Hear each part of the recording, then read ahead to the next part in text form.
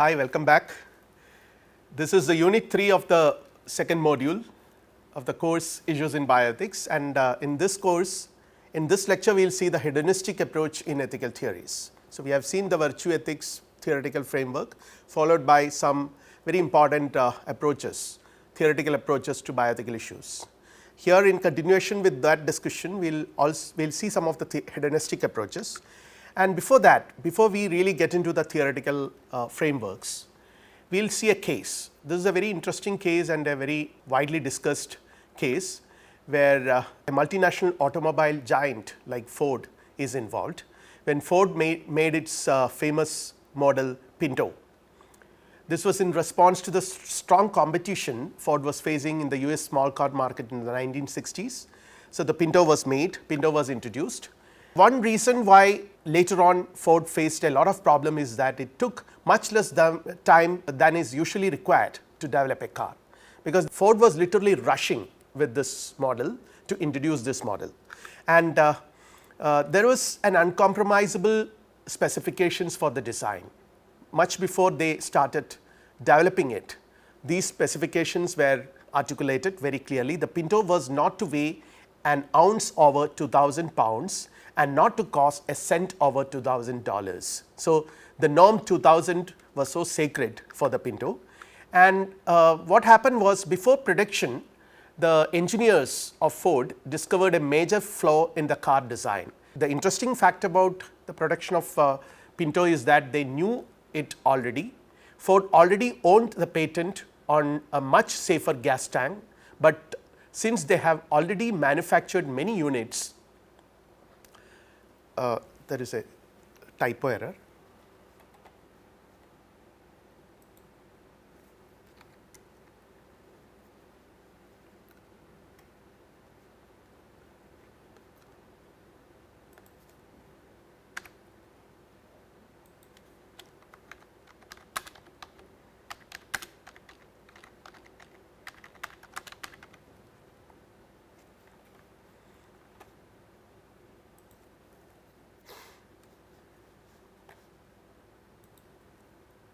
Okay.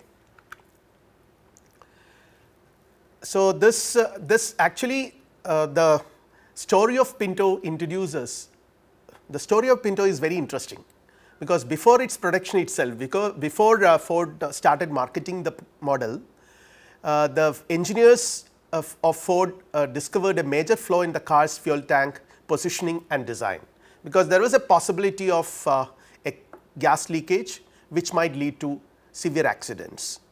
And the interesting thing is that Ford already owned the patent on a much safer gas tank, but by the time they discovered it, they have already manufactured many units. The management therefore decided to go ahead with the faulty design. This means that safety was not a major concern to Ford at the time of the development of the Pinto, and the cost to make its production adjustment was just $11 per vehicle.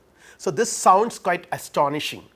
With just $11 per vehicle, they could have added a very important safety measure, which could have saved a lot of lives later, and which could have saved a lot of people from accidents. But the company decided not to do that, because the company employed a very interesting cost benefit analysis.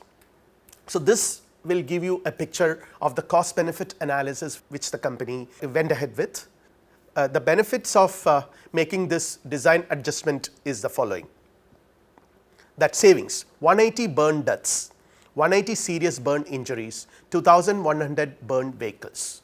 So, this is based on certain calculations, certain possibilities they anticipate. Unit cost is $200,000 per death, this which is the insurance cost, $67,000 per injury. Again, insurance company will be paying that, or rather we can put it, the society's cost will be $200,000 per death, $67,000 per injury, and $700 per vehicle. So, this will be the total cost which the society will have to pay, and the total benefit is which the society will gain had they gone ahead with the design adjustment, 180 into this $200,000 plus 180 into $67,000 plus 2,100 into $700 is equal to $49.5 million. So, this is what the society would have gained, the benefit the society would get had the company gone ahead with the $11 per unit adjustment. But on the other hand, what will be the cost? Already the company has manufactured 11 million cars, which means 1.5 million light trucks and 11 million cars were already manufactured, and the unit cost is $11 per car and $11 per truck, which means the total cost is $137 million.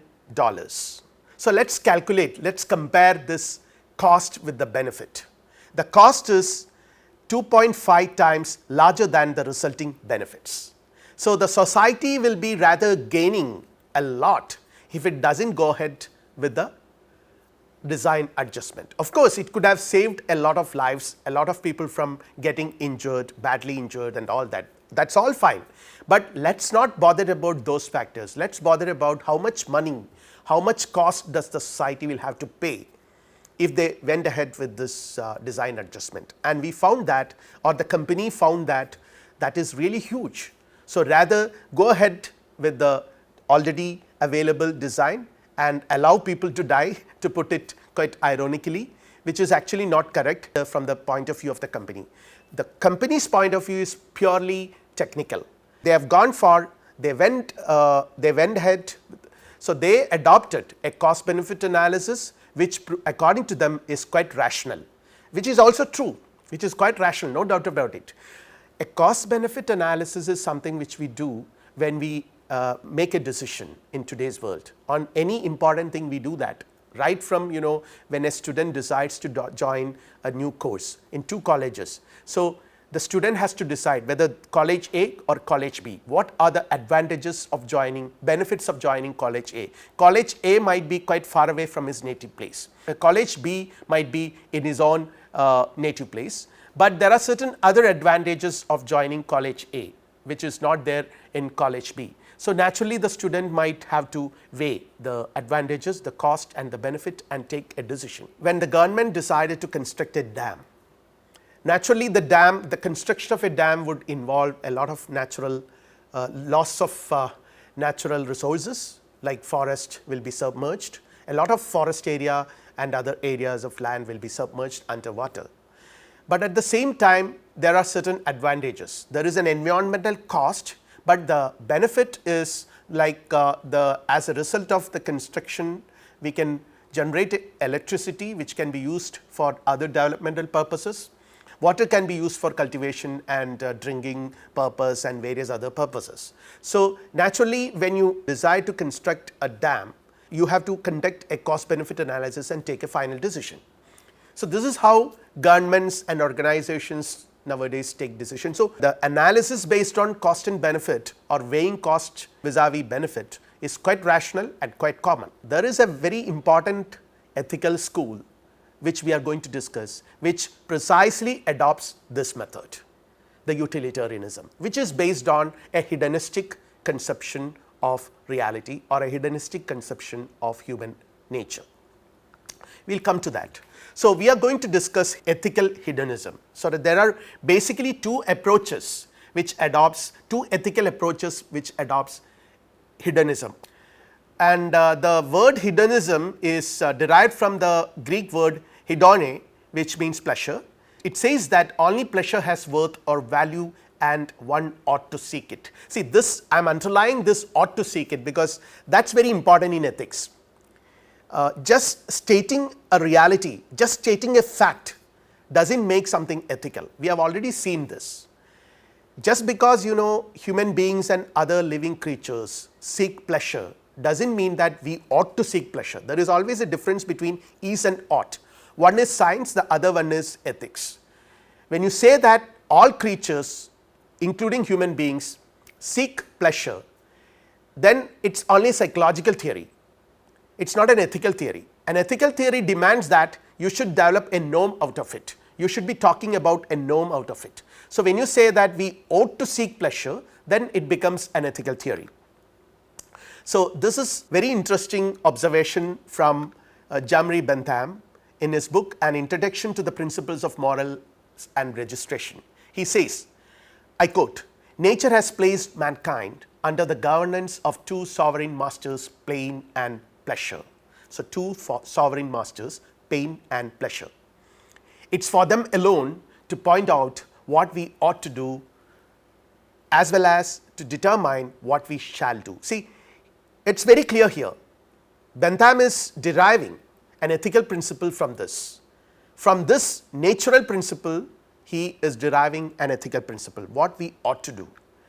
And this will give you a kind of picture about hedonism and the various kinds of hedonism and how certain ethical positions are derived from the hedonistic approaches.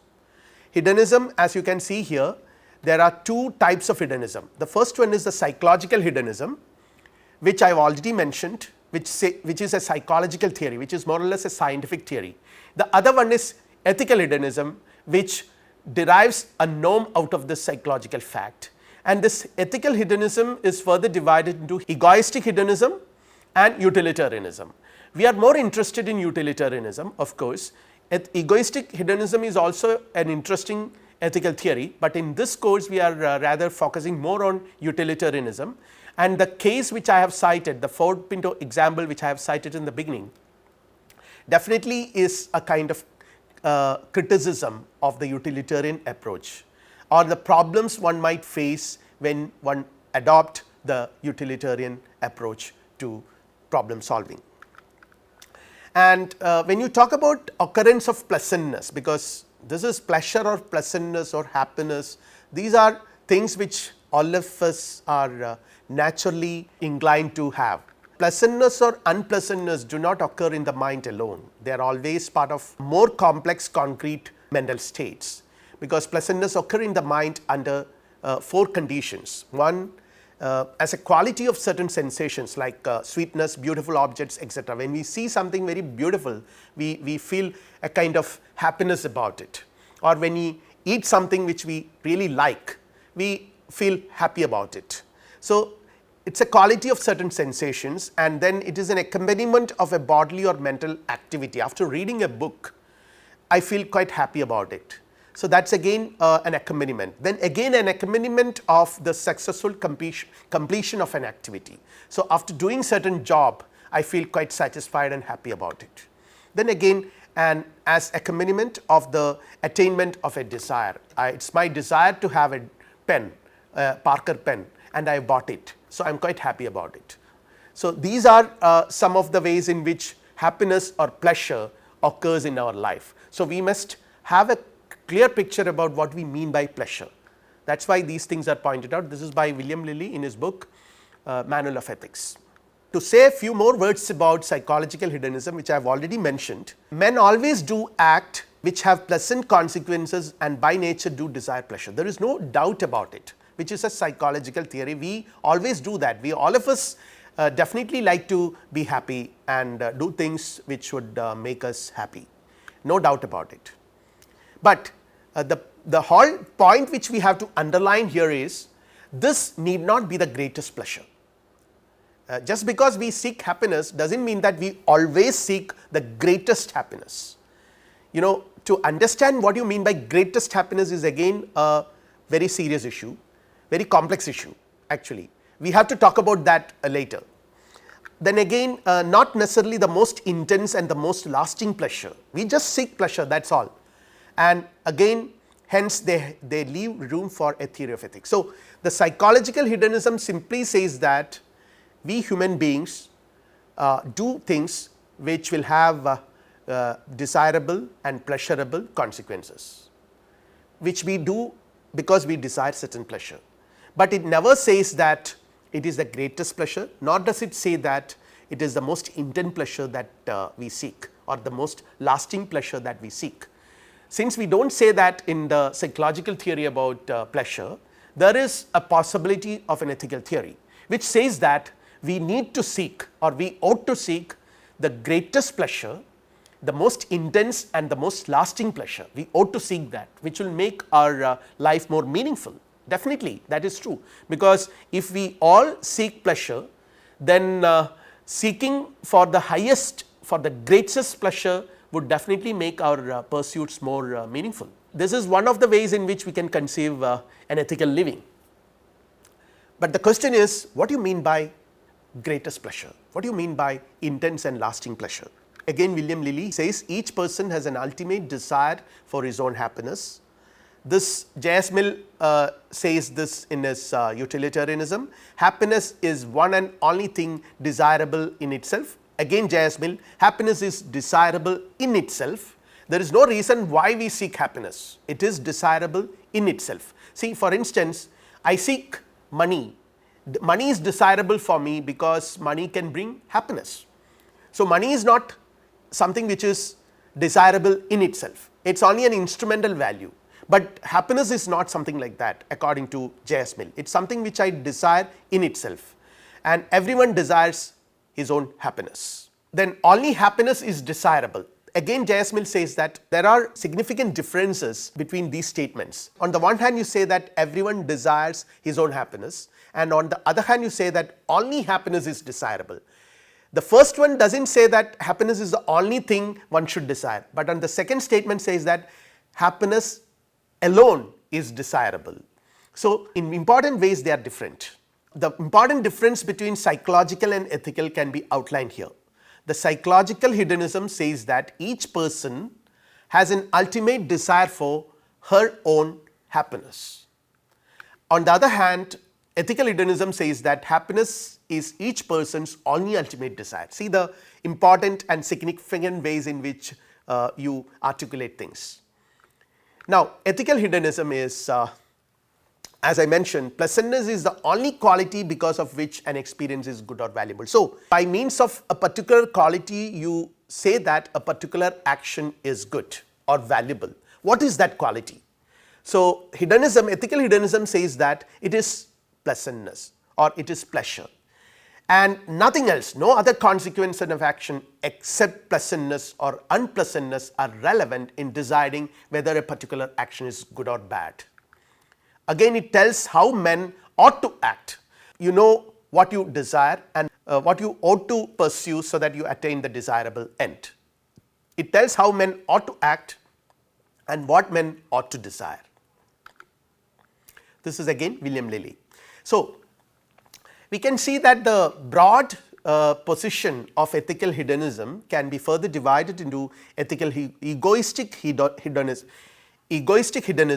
and utilitarianism.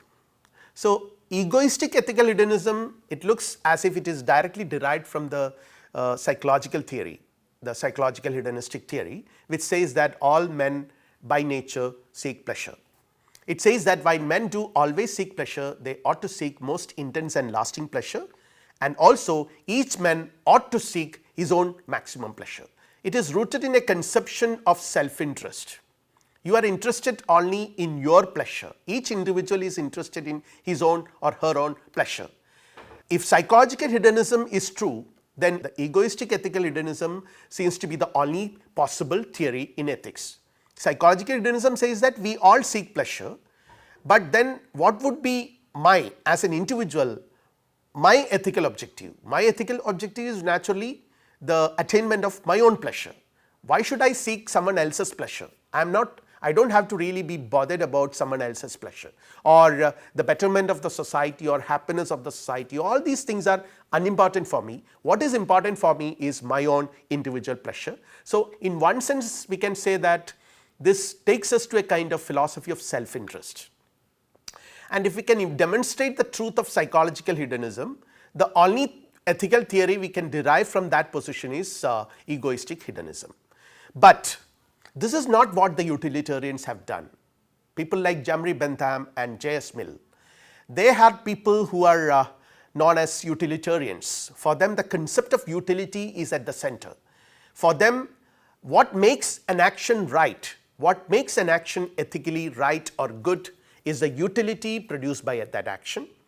So, the conception of utility is more important for them, and of course, the notion of utility is understood in terms of the concept of pleasure, no doubt. But again, According to them, it is not the egoistic pleasure of the individuals they refer to. When they talk about utilitarianism, utilitarianism is also a form of maximalism. They are concerned about total welfare, the public good, the good of all humanity. The basic concept of utilitarianism is maximum happiness to the maximum number of people. So, this is what Bentham says, morality aims at making the world a better place and bring the most benefit to all human beings. See, this sentence itself underlines the vision of this philosopher. The aim of morality should be making the world a better place for all of us, for the entire humanity, and bringing about good consequences through actions. And it is not about having good intentions. What is the point in having good intentions if these good intentions are not going to take us anywhere, if they are not going to result in good things? So, what is more important is to rationally decide and act things which would take us to good consequences, excellent consequences, which are going to be helpful and useful for humanity. So, we should do whatever will bring the most benefit, that is which is the only intrinsic value therefore to all of humanity. And another great philosopher, J.S. Mill, he advocated a liberal political view of society. So, we can see that some of the interesting positions in political theories are also derived from this ethical theory. So, J.S. Mill advocated a liberal political view of society, which is concerned with quality of pleasure as well, while in Bentham the quality of pleasure has no reference to. He is only concerned about the maximum pleasure to the maximum number of people. But here J.S. Mill makes a qualitative difference between pleasures.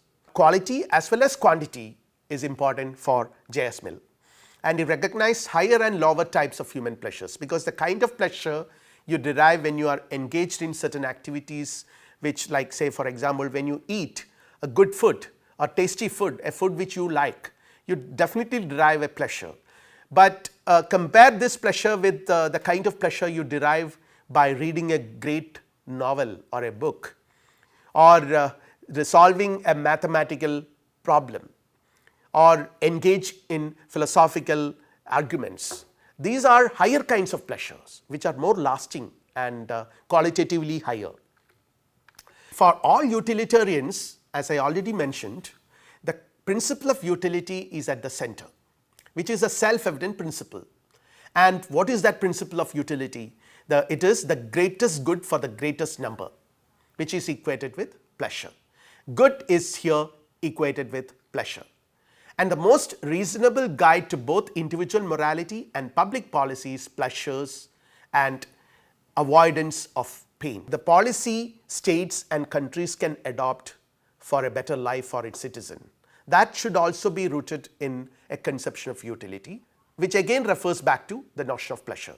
So, it is not just a philosophy for the individuals to practice, but it is also a broad philosophical position which nations and organizations and institutions can also adopt and practice. Again, it is the rational basis on which the laws of all nations should be built. It is the principle of utility is meant that principle which approves or disapproves of every action whatsoever. Any ethical theory will be dealing with words like ought, right, wrong, etc. And according to utilitarianism, these crucial ethical notions like right, wrong, ought, they derive their meaning from the notion of utility. So, everything derive their meaning, every word, every important concept in an ethical theory derives its meaning from the concept of utility. Something ought to be done because it produces good utility. Something is wrong because it is against utility, in that way. One interesting point which we need to mention here in this context is the development of something which can be called as a utility calculus, primarily by Jumri Bentham, which is one of the very interesting contributions of Bentham, which deals with a practical problem, how to estimate pleasure. And he comes up with something called a utility calculus, how to calculate pleasure. Certain factors he identifies which should be taken into consideration when you consider the utility of a particular action. That definitely utility means pleasure, it is equated with pleasure. So, what kind of pleasure one should be interested in, one should be pursuing. So, the first factor is intensity, then duration, certainty or uncertainty, again propensity or remoteness, then again fecundity or the chance it has of being followed by sensations of the same kind, purity or the chance it has not being followed by sensations of the opposite kind. So, these are the factors which Bentham has highlighted, and again the extent, the number of people affected, because utilitarianism is also maximalism. It says that it should produce maximum utility to the maximum number of people. And there is one more factor which was highlighted by J.S. Mill, which is the quality dimension, that pleasures are hierarchically arranged in terms of their quality. There are superior quality pleasures and inferior quality pleasures. Taking into consideration all these factors, we can arrive at rational judgment or solutions to the problems in ethics and take decisions. Now, when you talk about motive, the fundamental question is what makes an action right or good, whether the motive of the person who acts or the consequences, because the motives also seem to be quite relevant, because an action performed from the right motives and intentions, only because this action had led to bad or undesirable consequences, can you call that action wrong? From a strict utilitarian perspective, this action cannot be rated as an ethically good action, because it has not taken into account the possibilities of leading to undesirable consequences. Utilitarianism is a rational position. So, it has to take into account all factors, rationally evaluate the possible consequences, possible immediate and remote consequences, and then execute it. So, if an action performed with the right intention and the right motives, if for some unfortunate reasons that action has led to bad or undesirable consequences, that action itself is ethically bad, because it has not taken into account all possible factors. So, what is more important is no doubt consequences. In the chain of motives, the principal or original motive has to be identified, and according to them that motive is pleasure or ought to be pleasure, and pleasure is in itself good. The only good is the maximum pleasure. Consequentialism argues that, or asserts that, morally correct action is the action which maximizes the good of both in number as well as in quality. Now, again, as I mentioned, as we began this lecture with a case analysis, which where the particular organization which we considered has employed cost benefit analysis. Utilitarianism employs cost benefit analysis, no doubt about it, because it considers that this kind of an analysis is quite rational, and it is actually true. It is a rational method. It is an objective and rational theory, and it is practically useful. No one can deny the fact that utilitarian approach has got its value and it has importance.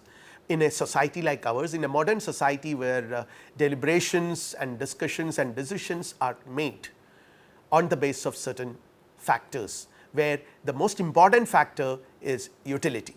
When we highlight the importance of utilitarianism, we should also see some of the difficulties a utilitarian position might naturally encounter. The first one is pointed out by G. E. Moore, the famous philosopher. What he calls as naturalistic fallacy, because it says that if what is good is what men actually do desire, then it leads to naturalistic fallacy. This implies that good can be defined in terms of what men desire, which is not a fact. There is an illegitimate inference from is to ought. What ought be the case or should be the case. This is what G. E. Moore calls as the naturalistic fallacy. But even if this is a fact, then it is to hold that men do always desire what is good, which is actually not correct. In common usage, desirable means what ought to be desired, but for Mill desirable means what men do actually desire, which is actually not correct. So, these are some of the important points which we need to keep in mind when we try to critically understand utilitarianism and its contributions. Men do actually desire is no proof of a thing being desirable. Just because we desire it does not mean that it is desirable. So, there is always a difference between these two things. We have to keep that important difference in mind. Again, one important difficulty which utilitarianism encountered is rooted in this problem, that J. S. Mill, one of the most important proponents of utilitarian position, has based his theory on psychological hedonism, and we have already seen if psychological hedonism is true, then the only ethical theory which can derive from that logically is egoistic ethical hedonism and not utilitarianism. Egoistic ethical hedonism, which says that each individual seeks his own pleasure, so ought to seek his own pleasure. That is the ethical theory which can logically derive from that. Utilitarianism says that we ought to desire the pleasure of everyone. Why should I ought to desire the pleasure of everyone? I would be rather bothered about me. So, this is another problem. Then if a man can seek only his own pleasure, then it is impossible for him to seek the pleasure of other men. On many occasions we find that there are serious conflicts between my own pleasure and other people's pleasure. So, why should I give room for even thinking about someone else's pleasure? Men do not always desire pleasure. This is also a fact. We have other important things to desire. So, these are some of the difficulties which utilitarianism might encounter if you apply them into situations like this. As we mentioned our discussions in the beginning of the theory sessions in the first lecture of this second module, the first unit of the second module, theories are not meant for direct applications. Often we find difficulties when you apply theories directly to situations. We are expected to take insights from there or gain insights from the theoretical frameworks and arrive at, on many occasions, our own judgments. This is what makes the domain of ethics both interesting and challenging. So, I will wind up my discussion of utilitarian perspective here. We will move on to the next important ethical perspective, deontologism, in the next lecture. Thank you.